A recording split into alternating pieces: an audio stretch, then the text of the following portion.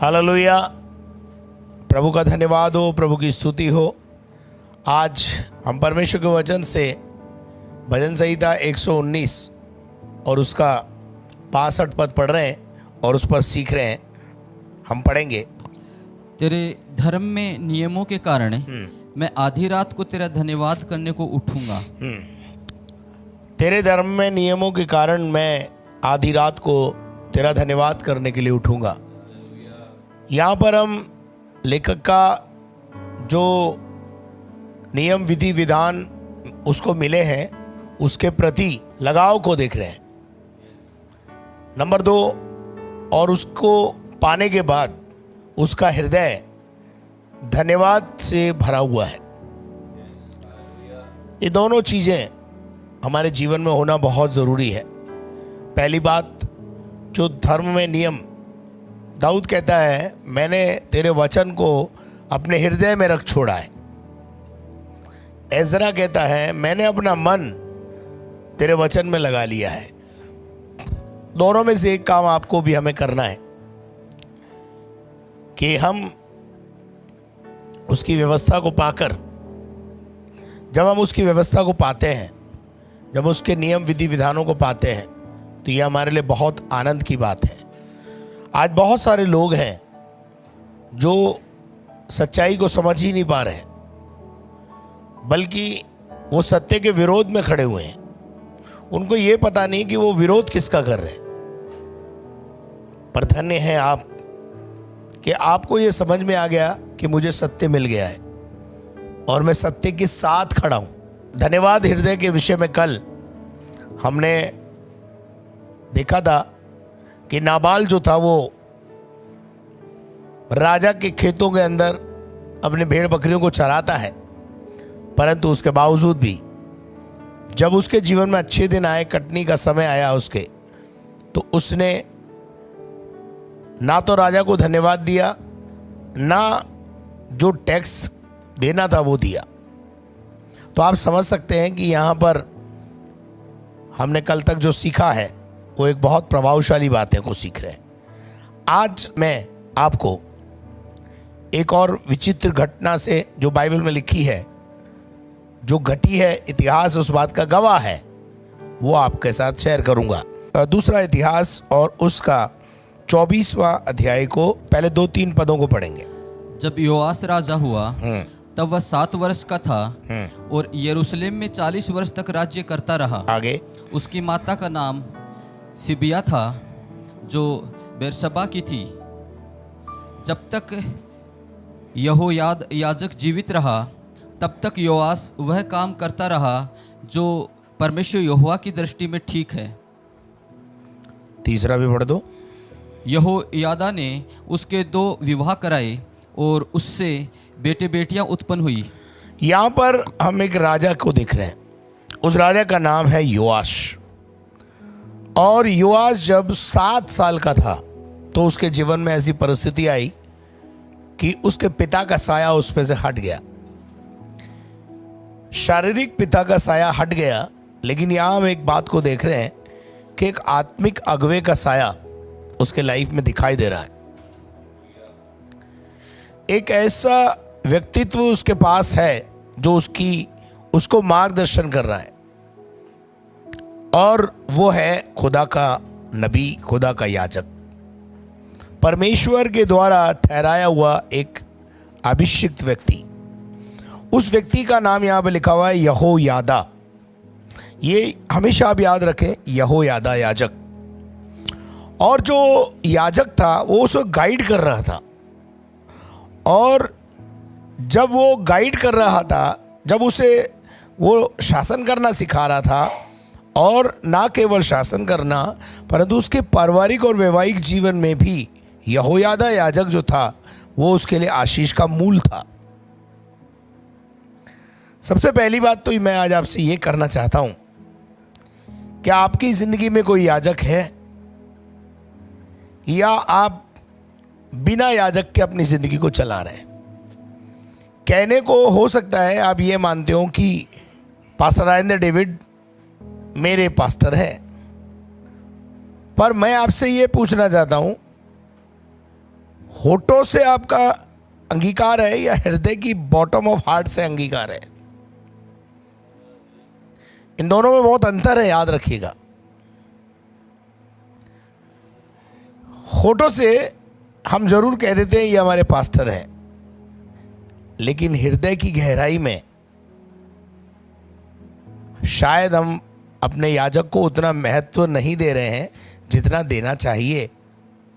मैं नहीं कह रहा आप मुझे खुदा समझो, खुदा तो मेरा और आपका सबका मिलकर के खुदा है। खुदा तो आराधना के लायक है, पर याजक आदर के लायक है। और आदर नहीं, बाइबल तो कहती है दुगना आदर के योग्य है। अब ये बातें जब मैं सिखाता हूँ तो आपको लगता होगा पास्टर साहब ये चाहते हैं कि हम उनको और भी ज़्यादा प्यार करें, आदर करें। नो डाउट कि हमें जो अगुओं का आदर करना चाहिए वो दुगना करना चाहिए और हृदय की गहराई से करना चाहिए। और जब बाइबल बताती है कि यहोयादा याजक उसकी लाइफ में था, तो वहाँ उसके जीवन में एक प्रॉस्पेरिटी को देख रहे हैं हम। इस आयत को जब हम पढ़ते हैं तो दूसरा पद जब पढ़ते हैं तो हमें मालूम पड़ता है। पढ़ो भाई। जब तक यहोयादा याजक जीवित रहा तब तक योआस वह काम करता रहा जो यहोवा की दृष्टि में ठीक है। जब तक आपके जीवन में याजक है और याजक की वैल्यू है, याजक तो आपके जीवन में हो सकता है पर याजक की वैल्यू नहीं होती कई बार। तो यहोयादा याजक जब तक जीवित रहा तब तक योआश को कंटिन्यूसली गाइडेंस देता रहा, ये करना है, ये नहीं करना, ये करना है, ये करना है, ये नहीं करना है, ये करना है। और यहोयादा याजक की बात मानकर राजा योआश जो था वो करता रहा जो खुदा की दृष्टि में ठीक था। और जब हम कोई भी काम खुदा की दृष्टि में अच्छा करते हैं तो खुदा हमारे कामों पर आशीष और सफलता प्रदान करता है। और हम देखते हैं कि वो एक बहुत सफल और एक अच्छा राजा बन गया। अगर अगली आयत में हम देखते हैं, चौथे पद को देखेंगे आप।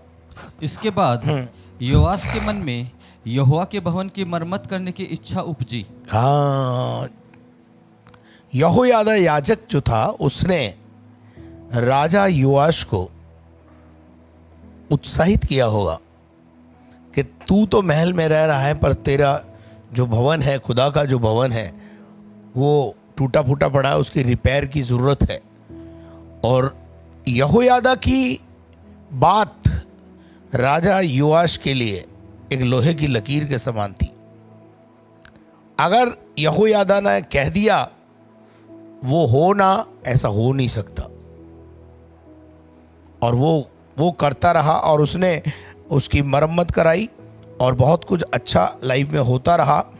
और उसके बाद हम देखते हैं कि 13 पद पढ़े ब्रदर। कारीगर काम करते गए। हाँ, कारीगर काम करते गए और काम पूरा होता गया। और काम पूरा होता गया। और उन्होंने परमेश्वर का भवन जैसा का तैसा बनाकर दृढ़ कर दिया। जैसा का तैसा बनाकर दृढ़ कर दिया। और जब उन्होंने वह काम पूरा कर लिया आगे, तब वे शेष रुपए राजा और यहोयादा के पास ले आए और उनसे यहोवा के भवन के लिए पात्र बनाए गए। और अर्थात सेवा टहल करने और होम बलि चढ़ाने के पात्र और धूपदान आदि सोने चांदी के पात्र। आगे आगे आगे। जब तक यहोयादा जीवित रहा तब तक यहोवा के भवन में होम बलि नित्य चढ़ाए जाते थे। देखिए यहाँ जब तक आ गया है और तब तक आ गया है।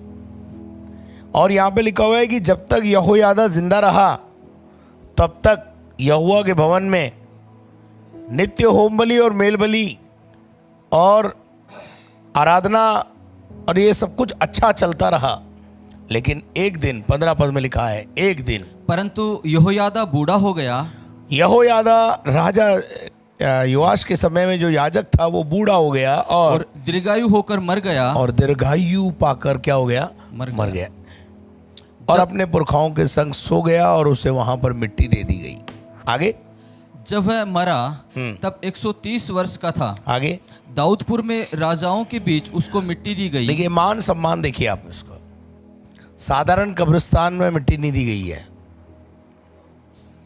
दाऊदपुर में राजाओं के कब्रिस्तान में, जहाँ राजाओं का कब्र थी, उस कब्र के बीच में यहोयादा याजक को मान सम्मान के साथ दफनाया गया।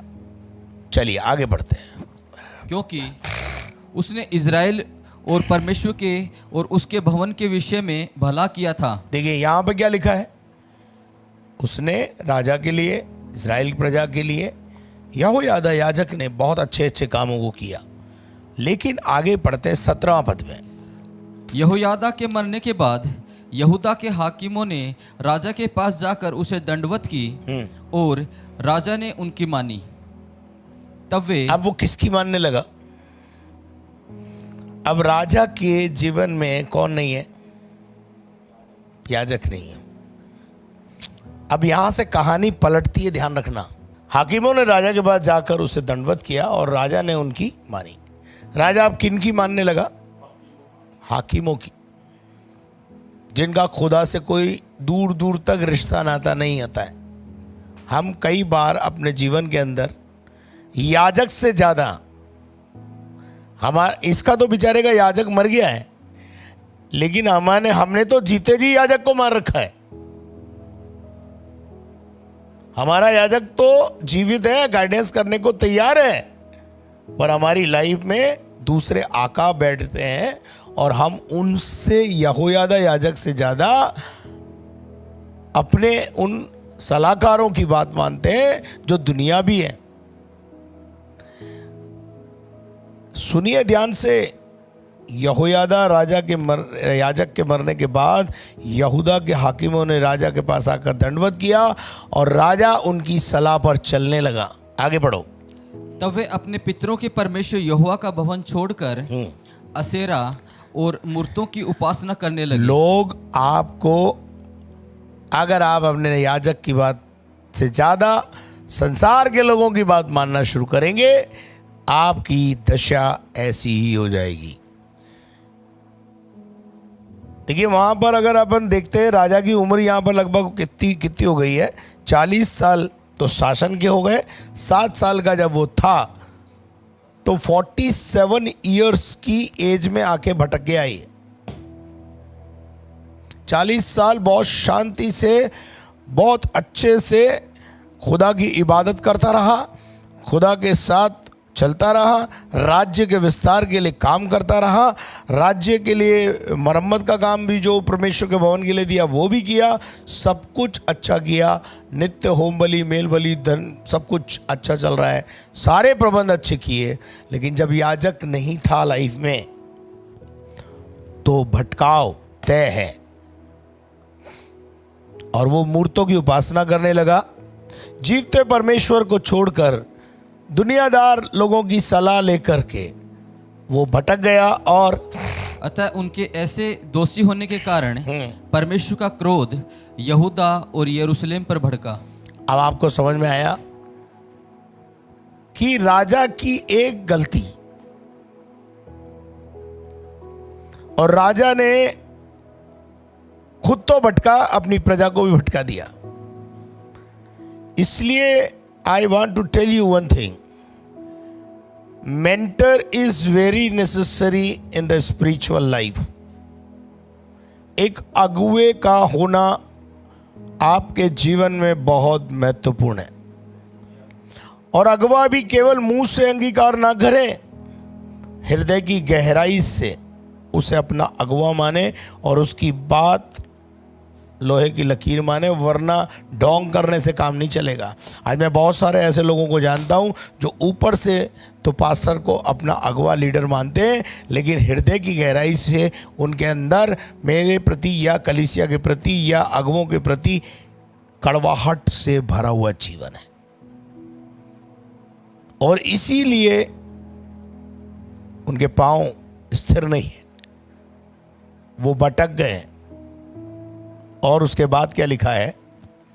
तो भी उसने उनके पास भी भेजे कि उनको यहोवा के पास फेर लाए। और परमेश्वर फिर भी उनसे प्रेम करता था। बार बार नबियों को भेजा, अगुओं को भेजा, समझाया जो तुम कर रहे हो वो गलत है, परंतु उन्होंने उनकी बात पर चित्त नहीं लगाया। बार बार चिताया गया पर चित्त नहीं लगाया, बार बार आज्ञा दी पर कान नहीं लगाया। और उन्होंने उन्हें चिता दिया परंतु उन्होंने कान न लगाया। तब परमेश्वर का दास आपकी लाइफ में है तो आप उसकी माने, लाइफ में जब नहीं है तो प्रभु से अगवा मांगे, वरना बिना अगवों के आपका जो जीवन है वो योआश के जीवन के समान हो जाएगा और तुम्हारे बाल बच्चे भी भटक जाएंगे और परमेश्वर के क्रोध का बेवजह आप शिकार हो जाएंगे।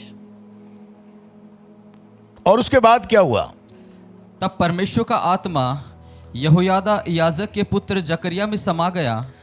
अब देखिए यहां पर एक विचित्र बात हुई।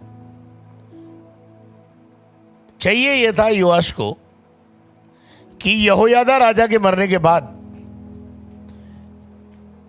उसके पुत्र जकरिया को बुलाकर उससे कहना चाहिए था कि आज से आपके पापा नहीं रहे परंतु यहोवा का आत्मा आपके ऊपर है। आज से आप महल में रहें या महल को अंदर रहकर हमें गाइडेंस करें। जैसे पापा करते थे वैसे बेटा को समय देना चाहिए था, परंतु योआश ने वो नहीं किया। लिखा है और यहोयादा और योआश राजा के बीच में बहुत प्यार था। मैं आपको बताऊंगा अभी, बहुत प्यार था, बहुत आदर मान सम्मान था योआश के जीवन में याजक के प्रति। लेकिन उसके मरने के बाद जो नेक्स्ट स्टेप उसे उठाना चाहिए था, उसे ये करना चाहिए था, जब लोग उसे आगे सलाह दे रहे थे उसको बोलना चाहिए ठहरो, मेरे पास यहोयादा नहीं है लेकिन जकरिया है। याजक का पुत्र याजक था वहां पर। और आगे आपको कैसे समझ में आ रहा है कि वो एक अभिषिक्त व्यक्ति था लेकिन उसकी परवाह नहीं की उन्होंने। क्यों नहीं करते? कई बार ऐसा होता है, जब पास्टर का बेटा पास्टर बनता है तो उसे एक्सेप्ट करने में बड़ा दिक्कत का विषय होता है। क्यों? हो सकता है आपने उस पास्टर के बेटे को गोदी में खिलाया हो, उम्र में बहुत छोटा है, आपको लगता है अनुभव में भी छोटा है। हमको तो सफेद बाल वाला ही पादरी चाहिए, अनुभवी पादरी चाहिए। लेकिन आपको ये नहीं पता है कि वो बाल्यावस्था से याजक के घर में रहकर याजकाई के कामों को देख रहा है, भाल रहा है, सब कुछ कर रहा है। आप केवल बाहरी रूप देख रहे हो लेकिन परमेश्वर अंदर के रूप को देखता है। और यहां हम देखते हैं कि यहोयादा याजक का जो पुत्र जकरिया था उसमें यहोवा का आत्मा समा गया। और जब वो समा गया तो योआश और उसके साथियों की उसने खाट खड़ी कर दी, यूं समझिए। वो खड़े होकर कहने लगा और वह ऊंचे स्थान पर खड़ा होकर लोगों से कहने लगा। क्या कहा? परमेश्वर यूं कहता है, खुदावंद यूं फरमाता है कि तुम यहोवा की आज्ञाओं को क्यों टालते हो। परमेश्वर का एक सवाल तुम्हारे से है, क्या हो गया तुम्हारे को? याजक ही तो दुनिया से गया है, यहोवा का आत्मा थोड़ी गया है, यहोवा थोड़ी चला गया है। याजक का अपना समय था, समय पूरा करके सेवा पूरी करके वो इस दुनिया से कूच कर गया। आपके पुरखा भी इस दुनिया से चले जाते हैं, तो क्या हम जो है आगे दुनिया को आगे नहीं लेके जाते हैं? दुनिया तो आगे जा रही है, जाएगी। यहोयादा के बाद जकरिया में यहोवा का आत्मा समा गया और वो ऊंचे स्वर से कहने लगा, तुम भटक गए, तुम क्यों गलत काम पे लग गए, क्यों यहोवा की आज्ञा को टालते हो और ऐसा करके तुम्हारा भला नहीं हो सकता। भला नहीं हो सकता है। आगे देखो तुमने तो यहोवा को त्याग दिया है। सीधा सीधा बोलता है जब यहोवा का आत्मा उतरता है तो। और वो भी किसके अंदर उतरा? यहोयादा के पुत्र जकरिया में। Don't under estimate your assistant pastors.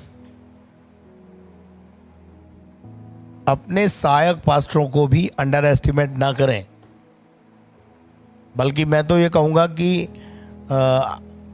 मुझसे भी ज़्यादा डेडिकेशन पास्टर एनोश में मुझे ही दिखाई देता है, आपको भी दिखाई देता है। और यहोवा का आत्मा उस बंदे पर है।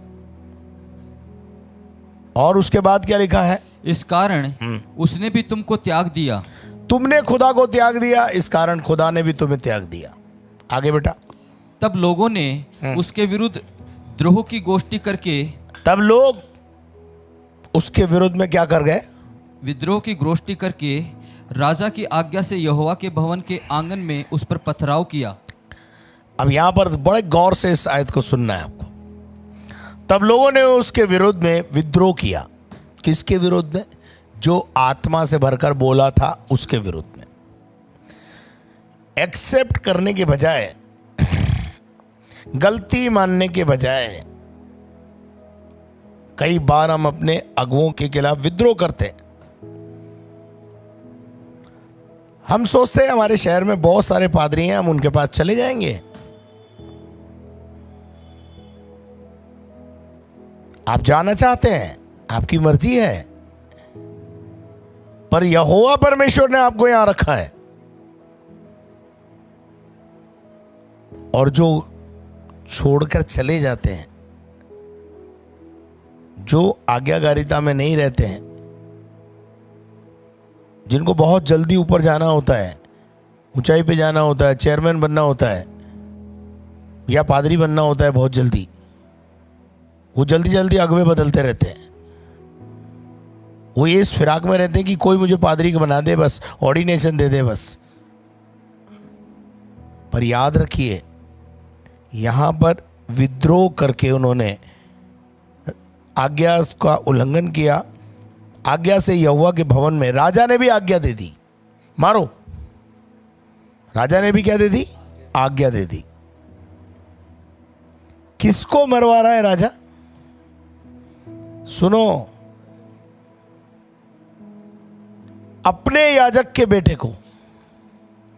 आप बताइए, जिसकी प्रार्थनाओं से आप इतने ऊपर गए, उसके बेटे से आपको कितना प्यार करना चाहिए? उसके परिवार से आपको कितना प्यार करना चाहिए? है तो वो उसका अंश ना। यहां मैंने आपको बताया था कि योआश यहोयादा याजक को बहुत प्यार करता था, उसकी एक एक बात को माना करता था, एक एक सलाह उससे लेकर के अपना राज्य चलाया करता था। 7 साल का बच्चा क्या समझता है बताइए?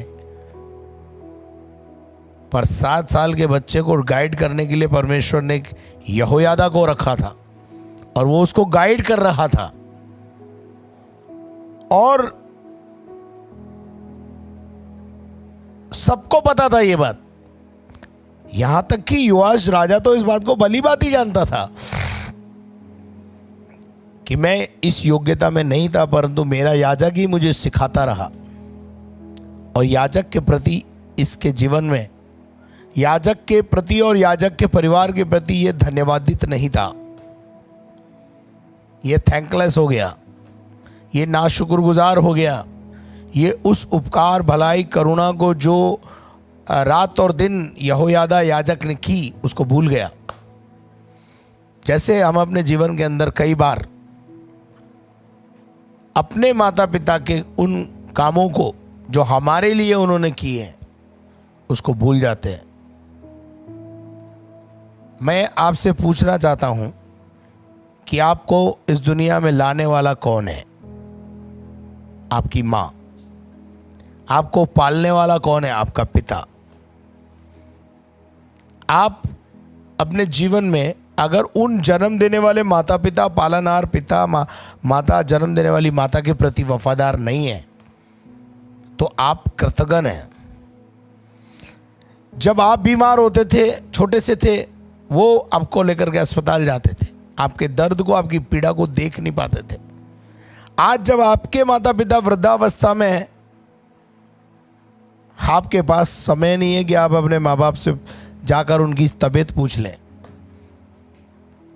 यहाँ तक कि कई लोग तो विदेशों में रह रहे हैं और माँ बाप इंडिया में आश्रम में रह रहे हैं।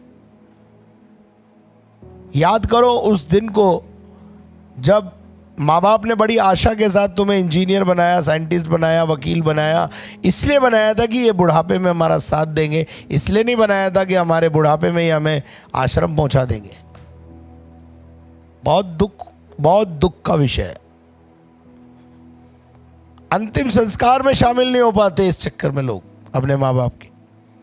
अरे क्या फायदा है ऐसे पैसे को, क्या करना है ऐसे पैसे को। मेरे प्रिय लोगों, बस एक ही धुन है, पैसा कमाना है।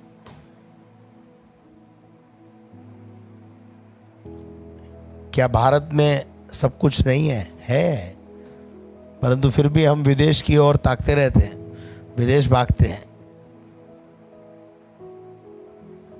कह रहे नहीं आओ, ये तो अपनी अपनी इच्छा है। लेकिन कहने का मकसद मेरा सिर्फ ये इतना है कि उन माता पिता की कुर्बानियों को, उस प्रथम अपने अध्यापक को जिसने आपको हाथ पकड़कर कै लिखना सिखाया था, ए फॉर एप्पल लिखना सिखाया था, जिसकी वजह से आप आज एक महान साइंटिस्ट बन गए हो या एक एडवोकेट बन गए हो, वो आपकी लाइफ में, उसके प्रति आपके जीवन में कितना धन्यवाद है। योआश के लिए लिखा है, योआश उस षड्यंत्र में शामिल हो गया और योआश ने आज्ञा दे दी कि इसको पथरवा करके मार डाला जाए। राजा योआश चाहता तो जकरिया को अपने याजक का बेटा समझकर, उस प्यार के वशीभूत होकर, जो यहोयादा, एक फैमिली टर्म्स थे उनके बीच में, लेकिन योआश सब कुछ भूल गया। आगे पढ़ेंगे अपन, तो आपको मिलेगी ये आयत, पढ़िए, आगे पढ़िए। यो राजा योआश ने वह प्रीति भूलकर जो यहोयादा ने उससे की थी, योआश ने वो प्रेम जो यहोयादा राजा से करता था। यहोयादा राजा योआश को बहुत प्रेम करता था। योआश के लिए अपनी जीवन निछावर कर दिया उसने, लेकिन वही आज उसके पुत्र का घातक बन गया है। वो प्यार भुला दिया। परमेश्वर भी हमसे कहता है ना, मुझे तेरे विरुद्ध एक बात कहनी है कि तूने पहला सा प्यार छोड़ दिया है। यहोयादा राजा और योआश के पारिवारिक संबंध, योआश को राज्य करना सिखाने में यहोयादा की जो भूमिका थी, वो कितनी महत्वपूर्ण भूमिका थी, आप अंदाज लगा सकते हैं इस अध्याय को पढ़ के। जब मैं बाइबल पढ़ता हूं तो मैं सब बातों पर मनन करता हुआ चलता हूं, और हम यहां पर देख रहे हैं कि राजा योआश ने उस प्यार को, उस कुर्बानी को भुला दिया। मैं बच्चों आपसे कहना चाहता हूं कि अपने माता पिता के प्रति हमेशा आभार व्यक्त करने वाले व्यक्ति बने। हमेशा ये कहें अपने जीवन के अंदर कि अगर ये हमारी लाइफ में नहीं होते तो आज हम यहां नहीं होते। यही है जिन्होंने हमें यहां तक पहुंचाया है। आप एक बहुत अच्छे सफल बिजनेसमैन हैं, क्या आपके याजक की कोई भूमिका नहीं है उसमें? क्या आपके याजक ने आपको कोई गाइडेंस नहीं की उसमें? क्या आपके याजक ने आपके लिए प्रार्थनाएं नहीं की है? क्या याजक ने आपके लिए कोई कुर्बानी नहीं की है? अगर की है तो उस प्रीति को, उस प्रेम को हमेशा याद रखें, और ना केवल यहोयादा तक पीढ़ी से पीढ़ी, जनरेशन टू जनरेशन हमें इस बात का ध्यान रखना है। और अगर आप एहसान फरामोश नहीं होंगे तो आप देखेंगे कि आपके साथ साथ आपकी पीढ़ी भी फ्लॉरिश होती चली जाएगी। यहां पर ये सेंटेंस मुझे बड़ा प्रभावित करता है कि योआश ने वो प्रीति भुलाकर जो यहोयादा और उसके बीच में थी, भूल गया कि जब योआश के बच्चे बीमार होते थे तो यहोयादा याजक जो था वो गाइडेंस देता था, उसके लिए प्रार्थनाएं करता था। आज योआश वो सब कुछ भूल गया। ऐसा होता है कई बार जब हमारे जीवन में बढ़ोतरी आती है, उन्नति आती है। एक समय ऐसा आता है हमें याजक के बिना हमारा जीवन नहीं चलता है, और एक समय ऐसा आता है हमें याजक की बिल्कुल ज़रूरत नहीं होती है। क्यों? पैसा आ गया ना। हमें लगता है पैसे से हम सब कुछ खरीद लेंगे, पर जिंदगी में ध्यान रखना, पैसा बेईमान है। आज आपके पास है, कल उसके पास होगा, आपके पास टिकेगा नहीं। पर याजक खुदा की तरफ से दिया हुआ है। याजक लाइफ में है तो आपको कोई और सलाह दे करके, आपके लिए दुआ करके आपको कहीं से भी रास्ता दिखा सकता है। पैसा रास्ता नहीं निकाल सकता, याद रखना। आप मुझे एक बात बताइए, इजरायली जब चले थे, मिस्र से निकले थे, बहुत सोना था, बहुत चांदी थी, ठीक है नहीं? तो वो पैसा काम आया क्या वहां पर? पैसे से निकला, सोना चांदी से निकला वो रास्ता? नहीं निकला। अभिषेक से निकला, अधिकार से निकला। पैसा हमें चाहिए, लेकिन पैसे को बाप मत बनाइए अपना। पैसा हमारा सेवक है, और सेवक को सेवक की तरह से रखिए। हमारे पिताजी हमें सिखाते थे, पैसे को कभी अपना बाप मत बनाओ, उसको सेवक के रूप में इस्तेमाल करो। पैसा है तो उसको खुदा मत समझो। चंगाई और छुटकारा प्रभु ही देगा, रोगों से निरोगी काया प्रभु ही देगा। पैसा आपका 1 घंटे का जीवन नहीं दे सकता आपको, पर खुदा के काम में लगाया हुआ समय 15 साल बढ़ा सकता है आपके। तो हम आगे बढ़ेंगे। यो राजा योआस ने वह प्रीति भूलकर जो यहोयादा ने उससे की थी, उसके पुत्र को घात किया। मरते समय उसने कहा, यहोवा इस पर दृष्टि करके इसका लेखा ले। कौन मर रहा है? जकरिया मर रहा है। जकरिया पत्थर खा रहा है। जकरिया का कसूर बताइए मुझे।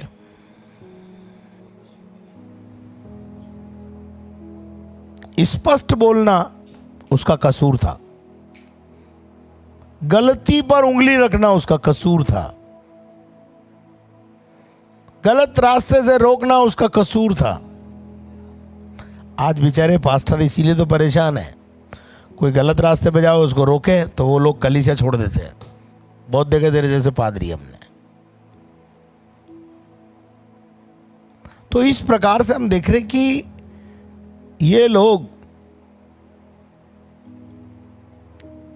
और यहां पर हम देखते हैं कि यहोवा इस पर दृष्टि करके इसका लेखा ले। तब भी जकरिया के अंदर आप कई गुणों को यहां पर जकरिया में भी देख रहे हैं जो एक याजक के गुण है, लेकिन योआश को उस जकरिया के अंदर ये गुण दिखाई नहीं दिए। वो अंधा हो गया। क्यों? उसको दूसरे सलाहकार मिल गए बहुत। आज आपके घरों में आपके रिश्तेदार, मित्रगण, पड़ोसीगण, जिनका आत्मा से कोई लेना देना नहीं, आपके सलाहकार हैं। उनकी सलाहों को मानकर अब याजक को भी फांसी पे चढ़वा देते हैं। याद रखना, याजक तो फांसी पे चढ़ जाएगा, लेकिन बाद में तुम्हारा क्या होगा, तुम्हारे बाल बच्चों का क्या होगा, उसका लेखा प्रभु आपसे लेगा। यहां पर ये क्या कह रहा है, यहोवा इस पर दृष्टि करके इसका लेखा ले। स्तिफनुस ने पथरवाह करते समय क्या बोला,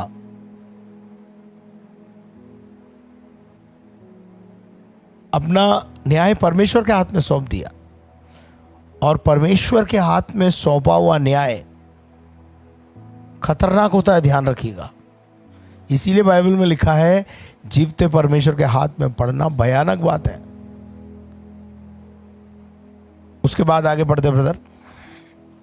नए वर्ष के लगते अरामियों की सेना ने उस पर चढ़ाई की और यहूदा और यरूशलेम आकर प्रजा में से सब हाकिमों को नष्ट किया। और अब आप सुनिए पतन कैसे होता है। याजक को तो मरवा दिया, लेकिन आगे क्या हुआ पढ़ो ब्रदर, और मैं आगे तक आपको बता के खत्म करूंगा। हाँ। और उनका सब धन लूटकर दमिश्क के राजा के पास भेजा। अरामियों की सेना थोड़े ही सैनिकों के साथ तो आई, परंतु यहोवा ने एक बहुत बड़ी सेना उनके हाथ कर दी, समझ क्योंकि में आ रहा कुछ, एक बड़ी हार यरूशलेम के ऊपर, यहूदा और यरूशलेम के ऊपर उसने प्रजा से उसको नाश के लिए हाथ बढ़ाया, और एक बड़ी सेना छोटी सी सेना के सामने घुटने टेकने पड़े, ऐसा लिखा है। आगे बढ़ो।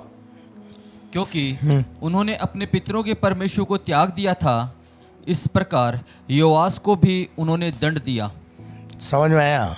इस पर अंडरलाइन कर लो, योआश दंड का भागी हुआ। योआश की गलती क्या थी? जकरिया को अपना याजक नहीं माना, जकरिया को मरवाने में अपना हाथ बढ़ाया, सहमति थी, जबकि उस बेचारे का कोई निर्दोष की हत्या करने के अंदर। अब आगे बढ़ो और बताता हूं आपको।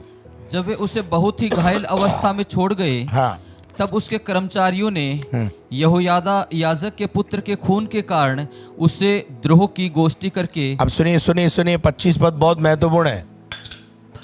जो नाशुक्र गुजार होते हैं उनके साथ ऐसा ही होता है भाई साहब। पढ़िए। उसे उसके बिछोने पर ही ऐसा मारा कि वह मर गया, और उन्होंने उसको दाऊदपुर में मिट्टी दी, परंतु राजाओं के कब्रिस्तान में नहीं। यहोयादा याजक को राजाओं के कब्रिस्तान के अंदर मिट्टी दी गई। ये राजा है, परंतु राजाओं के कब्रिस्तान में इसको जगह नहीं मिली। तो मुझे तो लगता नहीं कि स्वर्ग में भी जगह मिली होगी, पर न्याय तो मैं नहीं कर सकता हूं। लेकिन आप देखिए यहां पर, पढ़िए। जिन्होंने उसके विरुद्ध राजद्रोह की गोष्ठी की थी वे ये थे, अर्थात अमोनीन, सीमात का पुत्र जाबाद और सिमरित मोआबिन का पुत्र यहोजाबाद। उसके बेटे के विषय में उसके विरुद्ध जो बड़े दंड की नबूवत हुई, उसके और परमेश्वर के भवन के बनने के विषय, ये सब बातें राजाओं के वृत्तांत की पुस्तक में लिखी हैं। उसके बेटे के विरुद्ध में भी दंड की क्या लिखा है? परमेश्वर के भवन के विषय सब बातें राजाओं के वृत्तांत की पुस्तक में लिखी हैं। आगे, जो बड़े दंड की नबूवत हुई, जो बड़े दंड की नबूवत हुई उसके और परमेश्वर के भवन के बनने के विषय, और ये सब बातें राजाओं के वृत्तांत की पुस्तक में लिखी हैं। और उसके बाद उसका पुत्र अमस्या उसके स्थान पर। तब उसका पुत्र अमस्या उसके स्थान पर राजा हुआ। अब अगर आप अमस्या की कहानी पढ़ेंगे आपको और भी विचित्र बातें मिलेगी, पर आज मैं आपको योआश राजा के कृतज्ञ स्वभाव को आपके सामने लाया हूं। कितना अच्छा होता कि ये अपने याजक के प्रति अपना आभार व्यक्त करने वाला व्यक्ति होता तो सफल हो जाता। भटकना अपने जीवन के अंदर, याजक के मरने के बाद असिस्टेंट याजक को, सहायक याजक को अपने जीवन का मेंटर बना लेता, उसकी गाइडेंस में चलता, तो ये नौबत उसके लाइफ में नहीं आती। आज आप में से बहुत सारे परिवार एक हारा हुआ जीवन व्यतीत करने का कारण यही है। ऐसा मत करो। धन्यवाद से भरा हुआ हृदय हमेशा रखो, अपने अगुओं के प्रति, अपने माँ बाप के प्रति, अपने गुरुजनों के प्रति, अपने सिखाने वालों के प्रति, अपने गाइडेंस करने वालों के प्रति। और ये भी ध्यान रखो कि सलाहकार, गाइडेंस देने वाले आत्मिक हैं या नहीं है। ऐसे लोगों को अपनी लाइफ में मत एंट्री दो जो आत्मिक सलाह नहीं देते आपको, वरना आप तो मरोगे, अपने साथ अपने बाल बच्चों के लिए भी कब्र खोद कर की चले जाओगे। मैंने आपको बता दिया, आगे आपकी इच्छा है। अंत में एक और बात बोलूंगा। मत्ती रचित सुसमाचार 26 अध्याय उसका 14 से 16 पद पढ़ो। तब यहूदा इस्करियोती ने, जो 12 चेलों में से एक था, प्रधान याजकों के पास जाकर कहा, यदि मैं उसे तुम्हारे हाथ पकड़वा दूं तो मुझे क्या दोगे? ये देखिए विश्वासघाती। आओ इस विश्वासघाती पे भी थोड़ा सा मनन कर लें। याद करो वो दिन जिस दिन यीशु मसीह ने यहूदा इस्करियोती को अपना चेला होने के लिए चुना था। कहां से पकड़ के लाया था, कहां से इसके जीवन को अंदर प्रभु ने अद्भुत कार्य किया, भूल गए। ये क्या समझता था कि यीशु मसीह जो है राजा बनेगा और एक दिन मैं जो है फाइनेंस मिनिस्टर बन जाऊंगा। पर जब यीशु मसीह ने ये बातें स्पष्ट कर दी कि मेरा राज्य इस धरती का नहीं है, तो इसने कहा इस मुए के साथ होने से फायदा क्या हुआ। और जाकर इसने दुश्मनों से गोष्ठी की, अपने अगुए के प्रति जो प्यार था उसको भुला दिया। यीशु मसीह ने उससे प्यार किया, उसको साथ लिया, उसके जीवन में सुधार के लिए उसका समय दिया, लेकिन वो सब भुला दिया उसने। आगे बेटे। उन्होंने उसे 30 चांदी के सिक्के तोलकर दे दिए। और उसने 30 चांदी के सिक्कों में अपने गुरु का, अपने अगवे का, अपने लीडर का उस प्यार को भुलाकर जो उस पर किया गया था, उस उपकार को भुलाकर जो उस पर किया गया था, उस सब भुलाकर 30 चांदी के सिक्के में अपने गुरु को बेच दिया। आज बहुत से लोग, उनका ज़मीर इतना खराब हो गया है कि जिन लोगों ने खुदा के खादिमों को पर उंगली उठाई,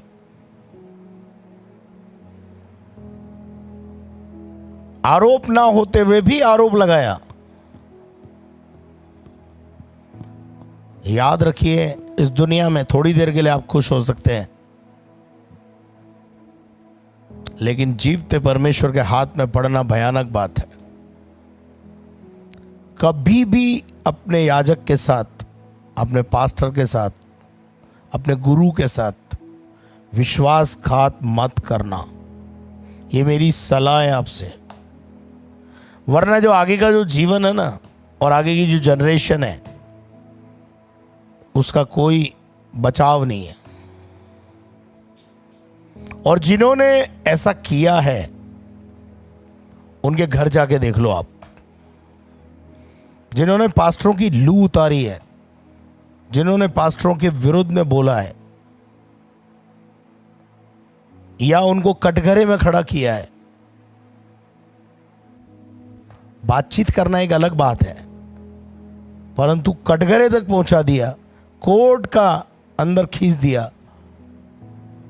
ऐसी जिंदगियों से मैं कहना चाहता हूं कि अपना रिश्ता खुदा के साथ और अपने अगुवे के साथ ठीक कर लो, इससे पहले कि वो विपत्ति या न्याय आपके ऊपर आके पड़े। आप एक सुलह कर लो। इसने 30 चांदी के सिक्कों में अपने ज़मीर को, पहले अपना ज़मीर बेचा और उसके बाद अपने गुरु को बेच दिया। इंसान का अगर ज़मीर जिंदा है तो वो कभी ऐसे गलत काम नहीं करेगा। जब ज़मीर मर जाता है तब वो ऐसे काम करता है। और उसके बाद क्या हुआ? और वह उसी समय से उसे पकड़वाने का अवसर ढूंढने लगा। यहूदा ने ऐसा कर दिया। परिणाम सुनिए, मत्ती का 27 अध्याय और उसका 5 पद। तब वह उन सिक्कों को मंदिर में फेंक कर गिल्टी कॉन्शियस हुआ। चला गया। वो गिल्टी कॉन्शियस हुआ, उसकी नींद खराब हो गई, नींद उड़ गई उसकी, उसको नींद नहीं आ रही। अब बेचैन है वो गुरु को बेच करके। गुरु के साथ विश्वासघात करके आप कभी चैन से नहीं रह पाएंगे, कभी चैन की नींद नहीं सो पाएंगे आप। जब आपकी रात को नींद खुलेगी तब यही विचार आके खुलेगी कि मैंने अच्छा नहीं किया। आप पागल की नाई हो जाएंगे। अब यहां पर इसकी नींद गायब हो गई है और वो मंदिर में गया। क्यों गया रात को मंदिर में? और सिक्के लेके गया, वो धन हाथ में लेके गया जिसमें उसने बेचा था, और ले जाकर उसने अपने याजकों के सामने, महायाजकों के सामने उसको फेंक कर कहा, मेरे यीशु को वापस दे दो। क्या हो गया? लोगों के उकसाने से आप उकसाए जा सकते हैं, लेकिन लोग आपको नींद देने नहीं आएंगे, याद रखना। जब रात को आपको नींद नहीं आएगी ना, तो लोग आपको नींद की गोली दे सकते हैं, नींद नहीं दे सकते हैं, और वो नींद की गोली भी असर नहीं करेगी।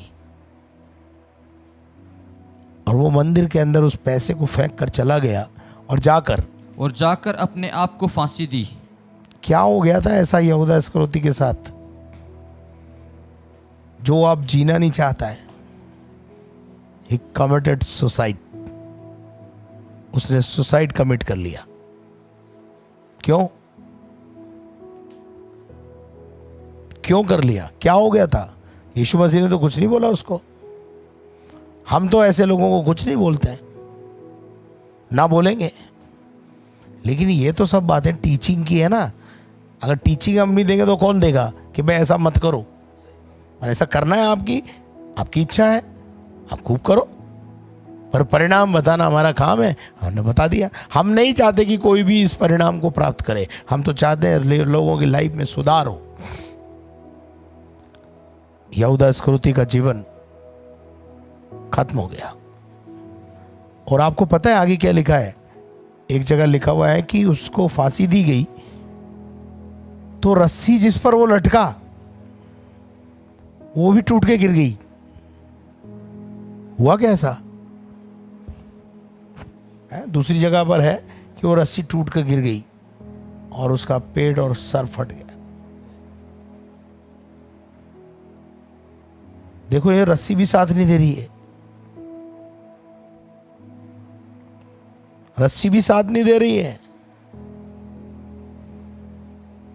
या तो उसके पास क्या बताएं उसके लिए, क्या करें उसके लिए?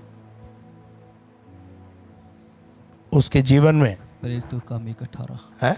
प्रेरितों के काम देखिए पढ़िए, प्रेरितों का 1:18 पढ़िए। उसने अधर्म की कमाई से एक खेत मोल लिया आगे, और सिर के बल गिरा और उसका पेट फट गया और उसकी सब अतड़ियां निकल पड़ी। आप समझ रहे हैं ये बात? खुदा आपके खानदानों में भी ऐसा ना करे। बी फेथफुल और thanksful to the Lord and your mentors and your leaders and your teachers. खुदा आपको आशीष दे और समझ दे कि आप आज के बाद ऐसा कभी ना करें। Praise the Lord.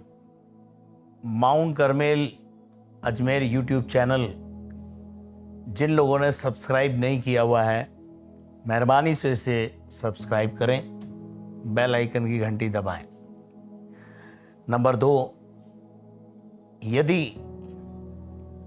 आप चाहते हैं कि आध्यात्मिक जीवन में आप आगे बढ़ें, तो आपके सूचनार्थ मैं आपको बताना चाहता हूँ, रोज सुबह 9 बजे से 10 बजे तक मॉर्निंग में डिवोशन होता है और मॉर्निंग डिवोशन के अंदर आप हमारे साथ शिरकत हासिल कर सकते हैं और दिन की शुरुआत आराधना, प्रार्थना और वचन के साथ कर सकते हैं। और इस प्रकार से 1 से सवा घंटा आप प्रभु की उपस्थिति में प्रतिदिन बैठ सकते हैं, वो भी लाइव। जब चलेगा तो आप उसका लाभ उठा सकते हैं।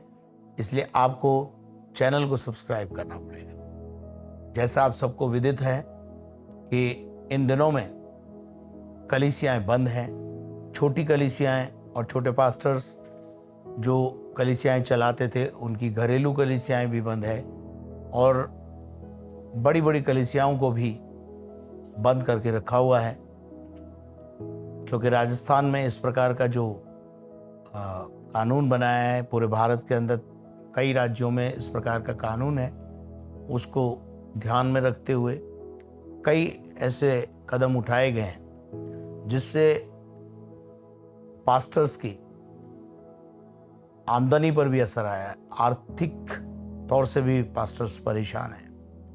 यदि आप ऐसे पास्टर्स तक अपनी मदद पहुंचाना चाहते हैं तो आपसे मेरी अपील है कि आप अपना योगदान उन पास्टर्स के लिए, यदि आप चाहें तो हमारे पास भी भेज सकते हैं ताकि हम उन तक पहुंचा सकें। उसके लिए आपको जो हमारा QR कोड है उसका इस्तेमाल करना है और उसके ऊपर आपको पैसा, यदि आप सेवकाई के लिए भेजना चाहते हैं, उन पास्टर्स के लिए भेजना चाहते हैं तो आप भेज सकते हैं।